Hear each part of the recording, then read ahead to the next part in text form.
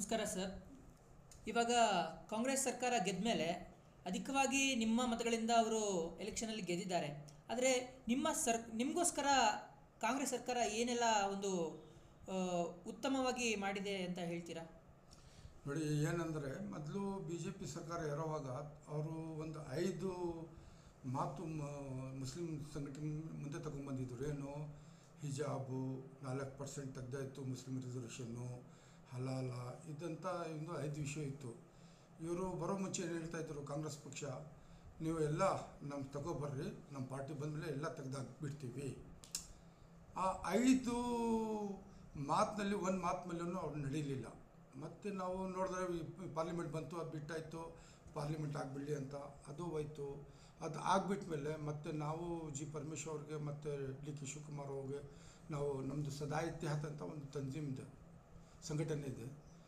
ಇದು 14 ವರ್ಷದಿಂದ ನಡೀತಾ ಇದೆ, ವಾಯ್ಸ್ ಆಫ್ ಯೂನಿಟಿ ಅಂತ.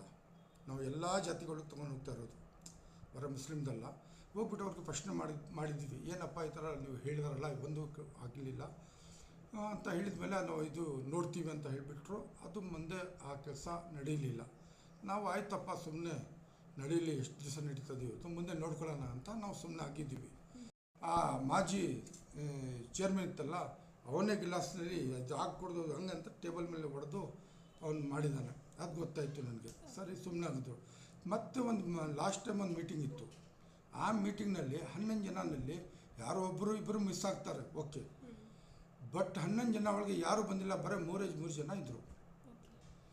ಜಮೀರ್ ಅಹಮದ್ ಖಾನ್ ಜೊತೆ ಒಳಗೆ ಮಾಜಿ ಚೇರ್ಮನ್ ಇದ್ದಾನಲ್ಲ, ಅವನು ಅಬ್ಬಾಸ್ ಸಲೀಂ ಬೋರಾ ಮನೆಯಲ್ಲಿ ಇದ್ದರು. ಅವ್ರ ಮಿನಿಸ್ಟರು ಎಲ್ಲರೂ ಕಳಿಸ್ಬೇಕಲ್ಲ, ಅವ್ರು ಕಳಿಸ್ಲಿಲ್ಲ. ಅವ್ರ ಮಾತು ಮೇಲೆ ಇಲ್ಲ ಅಂತ ಲಾಸ್ಟ್ ಒಂದು ವಿಡಿಯೋ ಬಂದಿದೆ.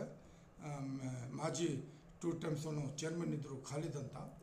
ಅವರು ತುಂಬ ಜಾಸ್ತಿ ಮುಸ್ಲಿಮ್ಗೆ ಇದು ಮಾಡಿಬಿಟ್ಟಿದ್ದಾರೆ, ಅದು ಮಾಡಿಬಿಟ್ಟಿದ್ದಾರೆ. ನಮ್ಮ ಮಿನಿಸ್ಟರ್ ಮೇಲೆ ನಮಗೆ ಏನೂ ಇದಿಲ್ಲ, ಕೆಲಸ ಮೇಲೆ ಬರ್ತಾ ಇರೋದು ಮಾತು. ನೋಡಿ, ಇದಕ್ಕೆ ಅನುಕೂಲ ಅಂತದ್ದು ಏನೂ ಸಿಕ್ಕಲಿಲ್ಲ. ಅನುಕೂಲ ಏನು, 4% ನಮ್ಮದು ಹೋಯ್ತಲ್ಲ, ಅದು ಬರಬೇಕಿತ್ತು. ಹಿಜಾಬ್ ಮಸಲೆ ಆಗಬೇಕು, ಎಲ್ಲ ಅಜಾನು ಹಿಜಾಬು ದೇವಸ್ಥಾನ ಹತ್ರ ವ್ಯಾಪಾರ ಮಾಡೋಕ್ಕೆ ಬಿಡಬೇಕಿತ್ತು.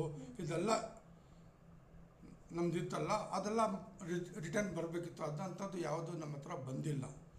ಈಗ ಅದಕ್ಕೆ ನಮ್ಮ ಉಲ್ಮಾ ಸ್ವಲ್ಪ ಏನು ಹೇಳ್ತಾನಂದರೆ, ಏನು ಬೇಡಪ್ಪ, ಬಿ ಜೆ ಪಿ ಗೌರ್ಮೆಂಟ್ನಲ್ಲಿ ಒಂದು ಟೆನ್ಷನ್ ಇತ್ತು, ಈಗ ಈ ಗೌರ್ಮೆಂಟ್ನಲ್ಲಿ ಸ್ವಲ್ಪ ಸಮಾಧಾನದಲ್ಲಿ ಇದ್ದೀವೆಲ್ಲ. ಈ ಮಾತು ಯಾರು ಈ ಮಸ್ಜಿದ್ ಇಮಾಮ್ಗಳು ಎಲ್ಲ ಇದ್ದಾರಲ್ಲ, ಅವ್ರು ಹೇಳೋದು. ಅವರಿಂದ ಕೂಡ ಡ್ಯಾಮೇಜು. ಅವ್ರು ಯೂಸ್ ಆಗ್ತಾ ಇರೋದು ಪೊಲಿಟಿಷಿಯನ್ ಯೂಸ್ ಮಾಡ್ತಾ ಇರೋದು ಪಬ್ಲಿಕ್ಗೆ. ಇದು ಈ ಅನ್ಯಾಯ ಆಗ್ಕೂಡ್ದಂತ ನಾವು ಹೇಳೋಕ್ಕೆ ಒಂದು ಮೊದಲು ಸೆಂಟ್ರಲ್ ಗೌರ್ಮೆಂಟ್ಗೆ ಮಾತು ಹೋಗಲಿ, ನಮ್ಮ ದಲಿತ್ಗೆ ಒಂದು ತಗೊಬರಲಿ, ಯಾರಿಗನ CM ಸಾಕು. ಇವರೆಲ್ಲ ಮಾಡಿ ಆಯಿತು, ಬ್ರಾಹ್ಮಣ ಆಯಿತು, ಕುರುಬ ಆಯಿತು, ದಲಿತ ಇದು ಲಿಂಗಾಯತ ಆಯಿತು, ಮತ್ತು ಒಕ್ಕಲಿಗ ಎಲ್ಲರೂ CM ಆಗಿದ್ರು. ಬಟ್ ನಮ್ಮದು ಆಗಲಿ, ಈಗ ಯಾರಿಗ ನಾವು ದಲಿತವ್ರಿಗೆ ಬರಲಿ. ಯಾಕಂದರೆ ಅವ್ರಿಗೆ ಸ್ವಲ್ಪ ಬಂದರೆ ಅನುಭವ ಇದೆ. ಅವ್ರಿಗೆ 8 ಸಲ ಪಾರ್ಲಿಮೆಂಟ್ ಹೋಗಿದ್ದಾರಲ್ಲ, ಅವ್ರಿಗೆ ಹೇಗೆ ತಗೊಂಡು ಹೋಗ್ಬೇಕಂತ ಅವ್ರಿಗೆ ಗೊತ್ತಿರುತ್ತೆ. ಅಂಥವ್ರು ಬಂದರೆ ಎಲ್ಲರಿಗೂ ಒಂದು ಸಮಾಧಾನ ಆಗುತ್ತೆ. ಅವರು ಆಲ್ ಇಂಡಿಯಾ ನೋಡಿದ್ದಾರೆ, ವಿದೇಶ ನೋಡಿದ್ದಾರೆ.